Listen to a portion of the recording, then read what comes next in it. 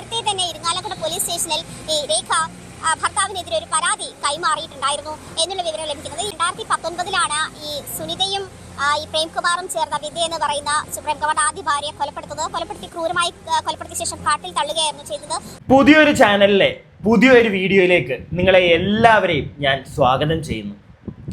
ഈ വീഡിയോ ഒരു 100 പേരാണ് കാണുന്നതെങ്കിൽ ചിലപ്പോൾ അതിലെ ഒരാൾക്കെങ്കിലും എന്നെ അറിയാൻ സാധ്യതയുണ്ട്.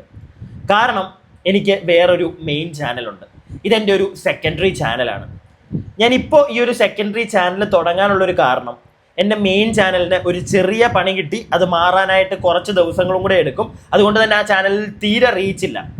എന്നാൽ ഇപ്പോൾ ഞാൻ നിങ്ങളോട് സംസാരിക്കാൻ പോകുന്ന ഈ കണ്ടന്റ് ഒരുപാട് ആളുകൾ അറിയണമെന്ന് എനിക്ക് തോന്നി. അതുകൊണ്ട് മാത്രമാണ് ഞാൻ ഇങ്ങനെ ഒരു സെക്കൻഡ് ചാനൽ തുടങ്ങി ഈ ഒരു വീഡിയോ ഇടാമെന്ന് വിചാരിച്ചു. ഞാൻ ഓൾറെഡി ഒരു സെക്കൻഡ് ചാനൽ തുടങ്ങിയിട്ടുണ്ടായിരുന്നു. പക്ഷെ അത് ഞാൻ വേണ്ടാന്ന് വെച്ചു. മെയിൻ ചാനൽ തന്നെ മതിയെന്ന് വിചാരിച്ചു.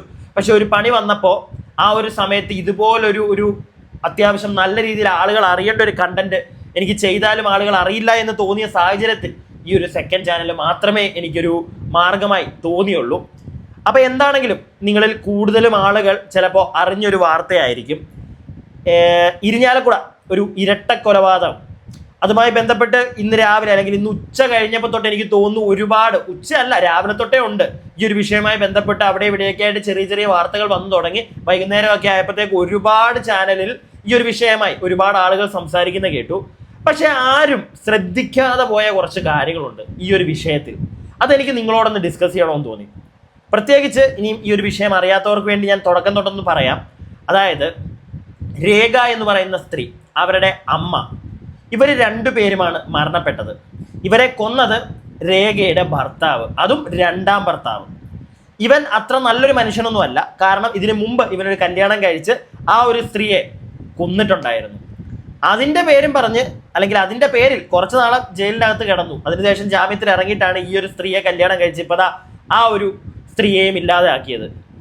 ആദ്യമേ തന്നെ ചോദിക്കാനുള്ളത് ഇവിടുത്തെ ബഹുമാനപ്പെട്ട കോടതിയോടൊക്കെയാണ്. വേറൊന്നുമല്ല, ഇവിടുത്തെ കോടതിയൊക്കെ ഇങ്ങനെ ഓരോ തെണ്ടിത്തരം കാണിക്കുന്നവന്മാരെ കുറച്ച് കാലത്തേക്ക് ശിക്ഷിക്കും. ഉടനെ തന്നെ കോടതി മുഖേന തന്നെ അവന്മാർക്ക് ജാമ്യവും കിട്ടും. എന്നിട്ട് അവന്മാർ പുറത്തിറങ്ങും. എന്നിട്ട് വീണ്ടും ഇതുപോലുള്ള ഓരോ പരിപാടികൾ കാണിക്കും. കുറേ ആയിട്ട് ഇവിടെ നടക്കുന്നുണ്ട്. എന്നിട്ട് എന്തെങ്കിലും ഒരു മാറ്റം ഇവിടുത്തെ നിയമത്തിലോ വല്ലതും ഒന്ന് ചെയ്യാനായിട്ട് നമ്മുടെ പ്രിയപ്പെട്ട കോടതിക്ക് പറ്റിയിട്ടുണ്ടോ? എൻ്റെ ആദ്യത്തെ ഒരു സംശയമാണ്. ഇതെല്ലാം പോട്ടെ, ഇനി ഈ ഒരു കേസിലേക്ക് വരുമ്പോഴത്തേക്ക് ഒരുപാട് കാര്യങ്ങൾ. ഈ വ്യക്തി ആദ്യമേ ഒരു കല്യാണം കഴിച്ച് ഒരു സ്ത്രീയെ കൊന്നു എന്ന് ഞാൻ പറഞ്ഞല്ലോ. ആ ഒരു സ്ത്രീയെ കൊല്ലാൻ ഈ ഒരു വ്യക്തിയുടെ ഒരു കാമുകിയും കൂട്ടുനിന്നിട്ടുണ്ടായിരുന്നു. ഇവൻ ജയിലിൽ പോയി ഇറങ്ങിയതിന് ശേഷം പിന്നെ ആ കാമുകിയുടെ വിവരമൊന്നുമില്ല. ഇപ്പോൾ അവൻ വീണ്ടും 2ാമത് കല്യാണം കഴിച്ച ഭാര്യയും കൊന്നു. എനിക്കൊരു സംശയം, ആ കാമുകിയും ഈ ഒരു കൊലപാതകത്തിൽ ഇൻക്ലൂഡ് ആണോ എന്ന് ഒരു സംശയം. ഇല്ലെങ്കിൽ ആ സ്ത്രീയെ പറ്റി ഒരു വിവരവും ഇല്ല. ഒരു മാധ്യമങ്ങളും അവരെ പറ്റി സംസാരിക്കുന്നത് കേട്ടില്ല. എന്താണെങ്കിലും വിശദമായിട്ട് നമുക്ക് ഈ വിഷയവുമായി സംസാരിക്കാം. അതിനു മുമ്പായിട്ട് ഒരു ന്യൂസ് ചാനലിൽ വന്ന കുറച്ച് വാർത്തകൾ അത് ഞാൻ നിങ്ങളെ ഒന്ന് കേൾപ്പിക്കാം. എന്നിട്ട് ബാക്കി കാര്യങ്ങൾ സംസാരിക്കാം. എല്ലാത്തിനും മുമ്പ് ഒരു കാര്യം ഞാൻ പറഞ്ഞോട്ടെ. വീഡിയോ ആദ്യമായിട്ട് കാണുന്ന വ്യക്തിയായിരിക്കുമല്ലോ, പറ്റുമെങ്കിൽ ചാനൽ ഒന്ന് സബ്സ്ക്രൈബ് ഒക്കെ ചെയ്യുക. ഒന്ന് മുന്നോട്ട് പോകണ്ടേ? നമുക്ക് കുറെ നല്ല വീഡിയോകളായി. പ്രത്യേകിച്ച് ഇതുപോലുള്ള തെമ്മാടിത്തരങ്ങൾ കാണുമ്പോൾ എനിക്ക് ശബ്ദിക്കണമെങ്കിൽ നിങ്ങളുടെ ഒരു സപ്പോർട്ടും വേണം. അതിനുവേണ്ടി ചാനൽ ഒന്ന് സബ്സ്ക്രൈബ് ചെയ്യുക. കൂടാതെ ആ ഒരു ബെല്ലൈക്കണൊക്കെ നിൽക്കുക. വീഡിയോയ്ക്ക് ഒരു ലൈക്കൊക്കെ തരിക. ഇനി നമുക്ക് വീഡിയോ ക്ലിപ്പിലേക്ക് പോവാം. അറിഞ്ഞ വിവരം അനുസരിച്ചിട്ട് ഭാര്യയുടെ മൃതദേഹത്തിൽ അവരുടെ പുരുഷ സുഹൃത്തുക്കളോടൊപ്പമുള്ള ചിത്രം ഒട്ടിച്ചു വെച്ചിരുന്നു എന്നായിരുന്നു മനസ്സിലാക്കാൻ കഴിയുന്നത്. അതായത് ഭാര്യയെ ഇയാൾ സംശയിച്ചിരുന്നു എന്നുള്ളൊരു കാരണം കൂടിയുണ്ട്. പക്ഷേ ഈ പ്രേംകുമാറിന്റെ ഹിസ്റ്ററി പരിശോധിക്കുമ്പോൾ തന്നെ അയാൾ നേരത്തെ ആദ്യം ഒരു കല്യാണം കഴിച്ചത് വിദ്യ എന്നാണ് അവരുടെ പേര്. അവരെ ഒഴിവാക്കാനുണ്ടായ സാഹചര്യം, അവരെ കൊലപ്പെടുത്തിയ ശേഷം ജയിലിൽ പോയ ശേഷം ജാമ്യത്തിൽ ഇറങ്ങിയാണ് ഈ 2ാമത്തെ വിവാഹം കഴിച്ചത്. 2ാമത്തെ വിവാഹം കഴിച്ച രേഖ എന്ന് പറയുന്ന സ്ത്രീയാണ്. ഈ 2 പേരെയും കൊലപ്പെടുത്തിയ സാഹചര്യമാണുള്ളത്. അതേസമയം വിദ്യ എന്ന് പറയുന്ന സ്ത്രീയെ കൊലപ്പെടുത്താണ്ടായ സാഹചര്യമായി പറയുന്നത് നേരത്തെ തന്നെ ആ കേസ് നിലനിൽക്കുന്നതുമാണ്. അതായത് ഇവർ സ്കൂളിൽ പൂർവ്വ വിദ്യാർത്ഥി സംഗമം വെക്കെ മുൻപ് ഒപ്പം ഉണ്ടായിരുന്ന സ്ത്രീയോടൊപ്പം കഴിയാൻ വേണ്ടി, സുനിത എന്ന് പറയുന്ന സ്ത്രീയോടൊപ്പം കഴിയാൻ വേണ്ടിയിട്ടാണ് ഈ പ്രേംകുമാർ ഈ ആദ്യ ഭാര്യയെ കൊലപ്പെടുത്തുന്ന സാഹചര്യം ഉണ്ടായത്. തുടർന്നാണ് ഇപ്പോൾ 2ാമത്തെ ഭാര്യയും അവരുടെ അമ്മയും കൊലപ്പെടുത്തുന്ന സാഹചര്യം. പോലീസ് പ്രേംകുമാറിന്റെ ഫോട്ടോ ചെയ്തിട്ട് പ്രചരിപ്പിച്ചിട്ട് പ്രേംകുമാറിന് വേണ്ടി അന്വേഷണം ഊർജിതമാക്കിയിട്ടുണ്ട്. അയാൾ അതിനു മുൻപ് അവിടെ എത്തിപ്പോയതിനുള്ള തെളിവുകൾ ലഭിച്ചിട്ടുണ്ട്. എന്തായാലും ഈ 2 ദിവസത്തോളം മൃതദേഹം കിടന്ന ശേഷം ദുർഗന്ധം വമിക്കുന്ന സാഹചര്യത്തിലാണ് ഈ 2 പേരും മരിച്ചുവെന്ന് കണ്ടെത്താനായത്. എന്തായാലും പ്രേംകുമാർ കൊടും ക്രിമിനലാണ് എന്ന് വ്യക്തമാക്കുന്ന വിവരങ്ങളാണ് പുറത്തു വരുന്നത്. നേരത്തെ ഇരട്ട കൊലപാതകമാണ്, 2 ഭാര്യമാരെയും അയാൾ കൊലപ്പെടുത്തി എന്നുള്ളതാണ്. ഇരട്ട കൊലപാതകം ഡീറ്റെയിലേക്കൊക്കെ വരാം. അതിനു മുമ്പ് ഇത്രയും കേട്ട കാര്യങ്ങൾ അതിനെപ്പറ്റി നമുക്കൊന്ന് സംസാരിക്കണമല്ലോ. അത് വേറൊന്നുമല്ല, നിങ്ങൾ കേട്ടല്ലോ, അവൻ ഓൾറെഡി ഒരു കല്യാണം കഴിച്ച്, ഞാൻ തുടക്കത്തിൽ പറഞ്ഞ കണക്ക് ഒരു കല്യാണം കഴിച്ച് ആ ഒരു സ്ത്രീയെ അവൻ കൊന്നു. അതിനുള്ള കാരണം അവൻ പൂർവ്വ വിദ്യാർത്ഥി സംഗമത്തിൽ പോയപ്പോഴത്തേക്ക് അവൻ്റെ കൂടെ പണ്ട് പഠിച്ച ഒരു സ്ത്രീയുമായിട്ടുള്ളൊരു അഭിഹിതം അങ്ങോട്ട് അവൻ തുടക്കമിട്ടു. അത് കഴിഞ്ഞപ്പോഴത്തേക്ക് ആ ഒരു സ്ത്രീ, അവർ പുറത്തായിരുന്നു, അവർ ഹൈദരാബാദിലെങ്ങാണ്ടായിരുന്നു അവർ, ഞാനതൊക്കെ കേൾപ്പിക്കാം. അവരവിടുന്ന് നാട്ടിൽ വന്നു. അതിനുശേഷം 2 പേരും കൂടെ, ഞാൻ അങ്ങനെയാണ് അറിഞ്ഞത്, 2 പേരും കൂടെ ആ ഒരു കൊലപാതകം നടത്തി. അതായത് അവൻ്റെ ഭാര്യയെ അവൻ ഇല്ലാതെയാക്കി. അതിനുശേഷം ഇവൻ ജയിലിൽ പോയി ഇറങ്ങിയതിന് ശേഷം അവൻ ഇരിങ്ങാലക്കുട വരുന്നു, അടുത്ത സ്ത്രീയെ കല്യാണം കഴിക്കുന്നു. കാര്യം പിടികിട്ടിയോ? എനിക്ക് സത്യം പറഞ്ഞാൽ എൻ്റെ ഒരു ഞെട്ടൽ എന്താണെന്നറിയോ, എങ്ങനെ പറ്റുന്നു ഇങ്ങനെയുള്ളവന്മാർക്കൊക്കെ, എങ്ങനെ പറ്റുന്നു, അല്ലെങ്കിൽ ഇവന്മാർക്കൊക്കെ എങ്ങനെ പെണ്ണ് കിട്ടുന്നു? അറ്റ്ലീസ്റ്റ് ഈ ഒരു രേഖ എന്ന് പറയുന്ന ആ ഒരു സ്ത്രീയുടെ, അവരുടെ 2ാം വിവാഹമാണ്, അവരുടെ കുടുംബമോ അല്ലെങ്കിൽ അവരോ ഒന്നും ഇവനെ പറ്റി അന്വേഷിച്ചില്ലേ? ആ നാറിയെ മാത്രമല്ല എനിക്ക് കുറ്റം പറയേണ്ടത്, ഈ ഒരു സ്ത്രീയുടെ വീട്ടുകാരെയാണ്. എന്തുകൊണ്ട് അന്വേഷിച്ചില്ല? ഇതുപോലുള്ള ഒരുത്തരെ പറ്റി എന്തുകൊണ്ട് അന്വേഷിച്ചില്ല? നമ്മളെല്ലാവരും ശ്രദ്ധിക്കേണ്ട ഒരു കാര്യമാണ്. ഒരു കല്യാണമൊക്കെ എത്തുമ്പോഴത്തേക്ക് നമ്മൾ ആരാണെന്ന് പറഞ്ഞാലും ഒന്ന് അറ്റ്ലീസ്റ്റ് അന്വേഷിച്ച് വെക്കുക, ഒരു ക്രിമിനൽ ബാക്ക്ഗ്രൗണ്ടുള്ള ഒരുത്തനാണോ എന്ന്. അത് മാത്രം ഒന്ന് അന്വേഷിച്ചാൽ മതി, വേറെ കൂടുതലായിട്ടൊന്നും അന്വേഷിക്കാൻ പോകണ്ട. അറ്റ്ലീസ്റ്റ് ഒരു ക്രിമിനൽ ബാക്ക്ഗ്രൗണ്ട് ഉള്ളവനാണോ, ഇതൊക്കെ ഒന്ന് അന്വേഷിക്കണം. മനസ്സിലായില്ലേ? ഇല്ലെങ്കിൽ ഇതാ ഇങ്ങനെയുള്ള കാര്യങ്ങളൊക്കെ സംഭവിക്കും. പിന്നെ ഇവൻ്റെ ഒരു കേസിലേക്ക് വരികയാണെങ്കിൽ, ഇവൻ്റെ കേട്ടല്ലോ നിങ്ങൾ, ആദ്യത്തെ ആ ഒരു കൊലപാതകത്തിൽ ആദ്യത്തെ ഭാര്യയെ കൊന്നപ്പോഴത്തേക്ക് ആ ഒരു കാമുകിയും കൂടെ ഉണ്ടായിരുന്നു എന്നാണ് എനിക്കറിയാൻ സാധിച്ചത്. എന്നാൽ ഇവൻ ജയിലിൽ നിന്ന് ഇറങ്ങിയതിന് ശേഷം അവരുടെ ഒരു വിവരവും ഇല്ല. എവിടെ അവരെവിടെ? അതും കൂടെ പോലീസുകാർ അന്വേഷിക്കണം. ഇനി നമുക്ക് ബാക്കിയും കൂടെ ഒന്ന് കേൾക്കാം. അത് എൻ്റെ സാഹചര്യങ്ങൾ കൂടി വെളിപ്പെടുത്തുമ്പോൾ, ഇപ്പോൾ രേഖയുടെ കാര്യത്തിൽ ഭാര്യയെ സംശയിച്ചിരുന്നു, അല്ലെങ്കിൽ ഭാര്യയുടെ ആൺസുഹൃത്തുക്കളെ ചേർത്ത് ഭാര്യയോട് സംശയമുണ്ടായിരുന്നു. അതുകൊണ്ടായിരിക്കും ഒരു പക്ഷേ ഭാര്യയുടെ മൃതദേഹത്തിൽ ഇവരും ആൺസുഹൃത്തുക്കളുമായുള്ള ഫോട്ടോ ഒക്കെ ഒട്ടിച്ചു വെച്ചത് എന്നാണ് നിഗമനം. എന്തായാലും പോലീസ് അന്വേഷണം ഊർജിതമാക്കിയിട്ടുണ്ട്. എന്തായാലും ഈ ഒളിവിൽ പോയിരിക്കുന്ന പ്രേംകുമാർ അയാളെ അതിനുശേഷം, അതായത് സഹോദരിയാണ് ഇവരുടെ, അതായത് ഈ രേഖയുടെ സഹോദരിയാണ് ഇത്തരത്തിൽ പ്രേംകുമാറിന്റെ വിവരങ്ങൾ പോലീസിന് കൈമാറിയതും. നേരത്തെ തന്നെ ഇരിങ്ങാലക്കുട പോലീസ് സ്റ്റേഷനിൽ ഈ രേഖ ഭർത്താവിനെതിരെ ഒരു പരാതി കൈമാറിയിട്ടുണ്ടായിരുന്നു എന്നുള്ള വിവരം ലഭിക്കുന്നത്. ഓക്കെ, ഓൾറെഡി ഈ മരിച്ച രേഖ ഈ വ്യക്തിക്കെതിരെ ഫയൽ ചെയ്തിട്ടുണ്ടായിരുന്നു കേസൊക്കെ. കാരണം ഈ കല്യാണം കഴിഞ്ഞതിന് ശേഷം ഇവൻ അങ്ങോട്ട് ഉപദ്രവകാരിയായിട്ട് മാറി. ഇവന്റെ ചൊറിച്ചില് കണ്ടല്ലോ. അവരെ കൊന്നതിന് ശേഷം അവരുടെ സാരിയിലൊക്കെ അവരവരുടെ പുരുഷ സുഹൃത്തുക്കളുമായിട്ട് നിൽക്കുന്ന ഫോട്ടോ ഒക്കെ എടുത്ത് വെച്ച് ഒട്ടിച്ചു വെച്ചിട്ടുണ്ടായിരുന്നു. ഇവൻ എന്ത് തരത്തിലുള്ളൊരു മാനസികരോഗിയാണെന്ന് എനിക്ക് മനസ്സിലാവുന്നില്ല. അവർക്കൊരു പുരുഷൻ എന്ന് പറഞ്ഞ് ഇവൻ മാത്രം ഉണ്ടാകാവുള്ളൂ. ലൈക്ക് ഒരു ഹസ്ബൻഡ് എന്ന രീതിയിലല്ല, അതല്ലാതെ ഒരു സുഹൃത്ത് എന്ന രീതിയിൽ വേറെ ആണുങ്ങൾ ഉണ്ടായാൽ എന്താണ് കുഴപ്പം? എനിക്ക് മനസ്സിലാവുന്നില്ല. അതിൻ്റെ പേര് പറഞ്ഞാൽ സ്ത്രീയെ ഇല്ലാതാക്കി കഴിഞ്ഞ് അവരുടെ സാരിയിലൊക്കെ ഫോട്ടോ ഒട്ടിച്ചു വെച്ചു. പിന്നെ വേറൊരു കേസ് ഞാൻ അറിഞ്ഞത്, ഈ ഒരു സ്ത്രീക്ക് ഒരു മകളുണ്ടായിരുന്നു. ഈ മകൾ ഈ വീട്ടിലേക്ക് വന്നിട്ടാണ് ഇവരുടെ ഈ ഒരു ഡെഡ് ബോഡി കണ്ടെത്തിയത് എന്നൊക്കെ ഞാൻ അറിയാൻ കാരണം, ഈ പെൺകുട്ടി 2-3 ദിവസമായിട്ട് ഇവരെ വിളിക്കുന്നുണ്ടായിരുന്നു. ഇവർ ഹോസ്റ്റലിലെങ്ങാണ്ടായിരുന്നു ആ പെൺകുട്ടി.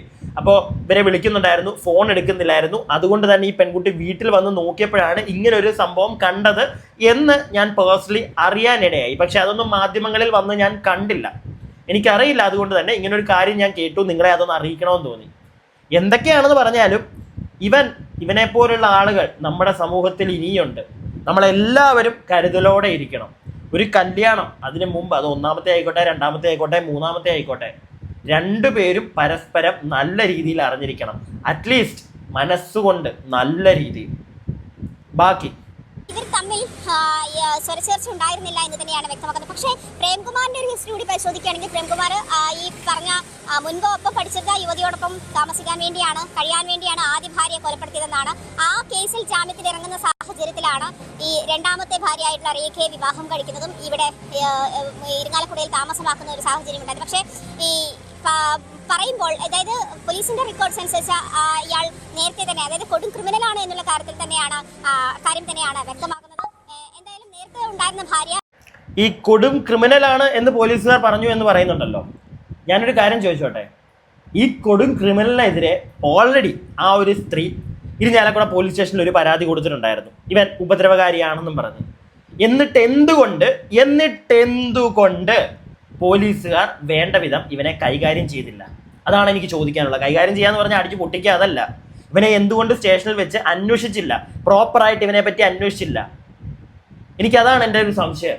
പിന്നെ ഈ ഒരു കല്യാണത്തിന് ശേഷമായിരിക്കും ചിലപ്പോൾ ഈ ഒരു സ്ത്രീ രേഖയൊക്കെ അറിഞ്ഞത്. ഇവർ ഇതിനു മുമ്പ് ഇങ്ങനെ ഒരു കല്യാണം കഴിച്ചു, ആ സ്ത്രീയെ കൊന്നതാണെന്നൊക്കെ ഇവർ ചിലപ്പോൾ അതിന് ശേഷമായിരിക്കും അറിഞ്ഞത്. അതുകൊണ്ടായിരിക്കും ഇവനുമായിട്ടൊരു, ആ നാട്ടുകാർ തന്നെ പറയുന്നുണ്ട് ഇവർ തമ്മിൽ വീട്ടിൽ ചെറിയ ചെറിയ പ്രശ്നങ്ങളൊക്കെ ഉണ്ടായിരുന്നു എന്ന്. ചിലപ്പം ഈ സ്ത്രീ ലേറ്റ് ആയിട്ടായിരിക്കും ഈ കാര്യമൊക്കെ അറിഞ്ഞത്.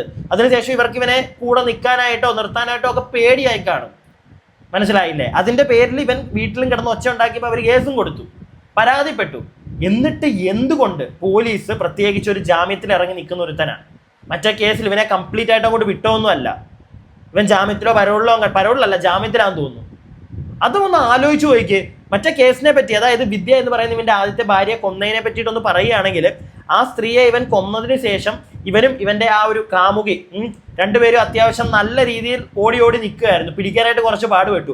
അത്രയും കഷ്ടപ്പെട്ടിട്ടാണ് ഇതുങ്ങളെ രണ്ടിനെ പൊക്കിയത്, പ്രത്യേകിച്ച് ഇവനെ പൊക്കിയത്. ആ സ്ത്രീക്കെതിരെ അവരകത്താണോ ഒന്നും നമുക്ക് ഡീറ്റെയിൽ ആയിട്ട് അറിയില്ല, അത് പോലീസുകാർ വേണം അന്വേഷിക്കാനായിട്ട്. എന്തായാലും ഇവനെ പിടിച്ചത് കുറച്ച് കഷ്ടപ്പെട്ടിട്ടാണ്. എന്നിട്ട് ഇവനെ അകത്തിട്ടിട്ട് ഇവൻ പുട്ടുപോലെ കുറച്ച് കഴിഞ്ഞപ്പോൾ ഇറങ്ങി പോകുന്നു. എന്നിട്ട് അടുത്ത കല്യാണവും കഴിച്ചു. എന്താ പറയേണ്ടത്? ഇത്രേ ഉള്ളൂ. നമ്മുടെ നിയമം ഇത്രേ ഉള്ളൂ എന്ന് നമുക്ക് വീണ്ടും തെളിയിച്ചു തന്നുകൊണ്ടിരിക്കുകയാണ് ഇവിടുത്തെ പോലീസുകാരും ഇവിടുത്തെ കോടതിയൊക്കെ. അങ്ങനെ തെളിയിച്ചു തരുമ്പോഴത്തേക്ക് ഇവിടെ വീണ്ടും ഇതുപോലുള്ള ക്രിമിനൽസ് ഉണ്ടായിക്കൊണ്ടേയിരിക്കും. അതൊന്ന് കോടതിയൊക്കെ കണ്ണു തുറന്ന് കണ്ടാൽ വളരെ നല്ലൊരു കാര്യമായിരിക്കും. ബാക്കിയും കൂടെ ഒന്ന് കേക്ക്. വിദ്യയെ കൊലപ്പെടുത്തിയ കേസിലെ പ്രതിയാണ്. അതിനുപോലെ തന്നെ 2019 ഈ സുനിതയും ഈ പ്രേംകുമാറും ചേർന്ന വിദ്യ എന്ന് പറയുന്ന സുപ്രീം കോടതി ആദ്യ ഭാര്യയെ കൊലപ്പെടുത്തി ക്രൂരമായി കൊലപ്പെടുത്തിയ ശേഷം കാട്ടിൽ തള്ളുകയായിരുന്നു ചെയ്തത്. അത് ഉദയം പേരൂർ വിദ്യ കൊലപാതക കേസ് എന്നുള്ള പേരിൽ തന്നെ ആ കേസ് കുപ്രസിദ്ധവുമാണ്. ആ കേസിന്റെ തുടർ അന്വേഷണത്തിന്റെ ഭാഗമായാണ് വിദ്യയുടെ ഫോൺ ഇതുപോലെ ട്രെയിനിൽ കുപ്പത്തൊട്ടിയിൽ ഉപേക്ഷിക്കുന്ന സാഹചര്യം ഉണ്ടായത്. എന്തായാലും അത് പോലീസിന് ട്രാക്ക് ചെയ്യാനായിരുന്നു. അത് ഈ സുനിതയും പ്രേംകുമാറും ഒരു റീയൂണിയന് ശേഷം, അതായത് പൂർവ്വ വിദ്യാർത്ഥി സംഗമത്തിന് ശേഷം അടുപ്പത്തിലാവുകയും ഇവർ ഹൈദരാബാദിലായിരുന്നു. ഹൈദരാബാദിൽ നിന്നും ഈ പ്രേംകുമാറിന് വേണ്ടി, അല്ലെങ്കിൽ പ്രേംകുമാറിനൊപ്പം ജീവിക്കാൻ വേണ്ടി അവർ തിരുവനന്തപുരത്തേക്ക് മാറുകയും ചെയ്തു. ഇയാൾക്ക് പേയാടർ ഓഫീസ് ഉണ്ടായിരുന്നു. ഈ ഓഫീസിൽ തുടർന്നായിരുന്നു പിന്നീട് ഇവരുടെ ബന്ധം കൂടുതൽ വളർന്നത്. അങ്ങനെയായിരുന്നു. അതിനുശേഷമാണ് വിദ്യ ഒഴിവാക്കണം എന്നുള്ളൊരു സാഹചര്യത്തിലേക്ക് വരുന്നത്. എന്തായാലും വിദ്യ ഒഴിവാക്കുന്ന ഒരു സാഹചര്യത്തിൽ വന്നപ്പോൾ തന്നെയാണ് ഇത് സുനിത ബേബി എന്ന് പറയുന്ന കാമുകിക്ക് വേണ്ടിയാണ് എന്നുള്ള കാര്യത്തിൽ വ്യക്തത പിന്നീടാണ് പോലീസിന് മനസ്സിലാക്കുന്നത്. ആ കൊലപാതകത്തിന് ശേഷം, അതിൽ ജാമ്യത്തിലിറങ്ങിയ ശേഷമാണ് ഇപ്പോൾ വീണ്ടും ഈ കൊലപാതകം നടത്തിയിട്ടുള്ളത്. രേഖയെ കല്യാണം കഴിച്ചതും ഈ കേസിൽ തന്നെ, അതായത് ആദ്യ ഭാര്യയെ കൊലപ്പെടുത്തിയ ശേഷം ജാമ്യത്തിലിറങ്ങിയ ശേഷം ഉണ്ടായ സമയത്താണ് രേഖയെ കല്യാണം കഴിച്ചത്. ഇവർ തമ്മിലും പ്രശ്നങ്ങൾ ഉണ്ടായിരുന്നു. ഞാൻ നേരത്തെ തന്നെ ഈ കാര്യങ്ങളൊക്കെ വിശദീകരിച്ച് പറഞ്ഞല്ലോ. എനിക്ക് വേറൊരു സംശയം, അല്ലെങ്കിൽ വേറൊരു കാര്യം ഇതിൽ പറയാനുള്ളത്, ഇവൻ ഈ വൃത്തികേടൊക്കെ കാണിച്ച ഈ സുന്ദര കില്ലാടിയായിട്ടുള്ള മോൻ, ഇവൻ്റെ ഫോട്ടോ ഞാൻ തമ്മിൽ കൊടുത്തേക്കാം. നിങ്ങൾ അവൻ്റെ മുഖത്തൊന്ന് നോക്കണം. ഇത്രയും പാവപ്പെട്ട ഒരു കുഞ്ഞു പൈതൽ, അങ്ങനെ അവൻ്റെ മുഖം ഇരിക്കുന്നത്. ഇവിടെ ചില ആളുകളൊക്കെ പറയുന്നത് ഞാൻ കേട്ടിട്ടുണ്ട്, അവനെ കണ്ടില്ലേ മുടിയൊക്കെ വളർത്തി താടിയും വളർത്തി, എന്ത് കോലവാ, ഇവനൊക്കെ ആയിരിക്കും ഇവിടുത്തെ ഓരോ ചെയ്യുന്നത്, അല്ലെങ്കിൽ അവൻ മറ്റേത് വലിക്കും, ഇങ്ങനെയുള്ള പറഞ്ഞു കേൾക്കാറുണ്ടല്ലോ.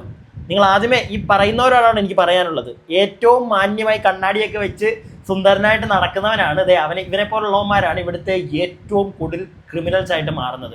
ഒന്ന് മനസ്സിലാക്കുക. ടൈയൊക്കെ കെട്ടി ഏറ്റവും മാന്യമാരായിട്ട് നടക്കുന്നവന്മാരാണ് ഇവിടെ പല പ്രശ്നത്തിൻ്റെയും പുറകിൽ നിൽക്കുന്നത്. മനസ്സിലായോ? അതൊക്കെ ഒന്ന് എല്ലാവരും മനസ്സിലാക്കുക. പിന്നെ ലുക്ക് കണ്ടിട്ട് എല്ലാവരും ഇച്ചിരി മുടിയും വളർത്തി താടിയും വളർത്തി അതുകൊണ്ട് അവന്മാർ ക്രിമിനലാവും, ആ ഒരു സാധനം മാറ്റുക. ഇന്നത്തെ കാലത്ത് അങ്ങനൊന്നും അല്ല. ഇന്നിവിടെ ഏറ്റവും ഡീസൻസി ഉള്ളവന്മാരാണ് ഏറ്റവും വലിയ തെറ്റൻ. എല്ലാവരെയും അല്ല കേട്ടോ ഞാൻ പറയുന്നത്, ചിലവന്മാർ അങ്ങനെയാണ്. കണ്ടല്ലോ, 1ഉം 2ഉം ഒക്കെ കെട്ടിയിട്ട് 2നെയും തീർത്തു, 2ാമത്തേനെ തീർത്തപ്പോഴും അവൻ്റെ സംശയരോഗം ഒന്ന് ആലോചിച്ചേ. സംശയരോഗം ഇവന് ഈ സുന്ദരന് ആദ്യത്തെ ഭാര്യയെ ഇല്ലാതാക്കാൻ കാരണം അവൻ്റെ വേറൊരു അവിഹിതം. അവന് സ്വന്തം 2ാമത് കെട്ടിയ ഭാര്യയും മറ്റെന്താണ് സംശയം എന്നൊക്കെ പറയുന്നത് എനിക്കെന്തോ കംപ്ലീറ്റ്ലി എനിക്കങ്ങോട്ട് ഡൈജസ്റ്റ് ചെയ്യാൻ പറ്റുന്നില്ല. സത്യം പറഞ്ഞു കഴിഞ്ഞാൽ ഇതിൻ്റെ പുറകിൽ വേറെ എന്തെങ്കിലും ഒരു കളിയുണ്ടോ, അല്ല സ്വർണവും പണമൊക്കെ അവരുടെ വീട്ടിൽ നിന്ന് പോയിട്ടുണ്ടോ, നീ പഴയ ആ ഒരു കാമുകി ഇവനും കൂടെ ചേർന്ന് മറ്റേ പുതിയൊരു പരിപാടി ഉണ്ടല്ലോ, കല്യാണ തട്ടിപ്പ്. ഇതിപ്പോൾ കല്യാണ തട്ടിപ്പല്ല, ചിലപ്പോൾ കല്യാണം കഴിച്ചിട്ട് ഇവളുടെ സ്വത്തും പണമൊക്കെ എടുത്തുകൊണ്ട് മുങ്ങാൻ വേണ്ടിയിട്ട് അങ്ങനെ ഒരു പ്ലാൻ. പ്രത്യേകിച്ച് ജയിലിൽ പോയി എല്ലാം പോയല്ലോ, അപ്പം പിന്നെ വേറെ മാർഗ്ഗമില്ല. അതുകൊണ്ട് ഈ ഒരു പരിപാടി ഓപ്പറേറ്റ് ചെയ്തതാണോ ഇങ്ങനൊരു പരിപാടി എന്നൊരു സംശയം എനിക്കുണ്ട് കേട്ടോ. നീറ്റ് ആൻഡ് ക്ലിയർ ആയിട്ട് എനിക്ക് അങ്ങനെ ഒരു സംശയമുണ്ട്. കാരണം ഇല്ലെങ്കിൽ നിങ്ങളൊന്ന് ആലോചിച്ച് നോക്ക്, ഇല്ലെങ്കിൽ ഇവൻ സമനില തെറ്റിയ ഒരു ഭ്രാന്തൻ. അങ്ങനെ പറയാൻ പറ്റുള്ളൂ. എനിക്കിതൊക്കെ കണ്ടപ്പോൾ ഇങ്ങനെ കുറച്ച് കാര്യങ്ങൾ, ഇങ്ങനെ കുറച്ച് ഡൗട്ടുകൾ തോന്നി, നിങ്ങളോടൊന്ന് ഷെയർ ചെയ്യണമെന്ന് തോന്നി. നിങ്ങൾക്ക് മനസ്സിലായി എന്നാണ് എൻ്റെ ഒരു വിശ്വാസം. എൻ്റെ അഭിപ്രായങ്ങൾ ഞാൻ പറഞ്ഞു. നിങ്ങളുടെ അഭിപ്രായങ്ങൾ താഴെ കമൻറ്റ് ബോക്സിൽ പറയുക. വീഡിയോ ഇഷ്ടപ്പെട്ടിട്ടുണ്ടെങ്കിൽ ലൈക്ക് ചെയ്യുക. സബ്സ്ക്രൈബ് ചെയ്യാതെ ആയിരിക്കും എല്ലാവരും ആദ്യത്തെ വീഡിയോ ആണ് കാണാൻ കയറിയിരിക്കുന്നത്. പറ്റുമെങ്കിൽ സബ്സ്ക്രൈബ് ഒക്കെ ചെയ്തിട്ട് ചാനലിൽ നിന്ന് ഇറങ്ങി പുറത്തേക്ക് പോവുക, അല്ലാതെ പോവല്ലേ. അപ്പോൾ അടുത്ത വീഡിയോ ആയിട്ട് കാണാം. Bye bye.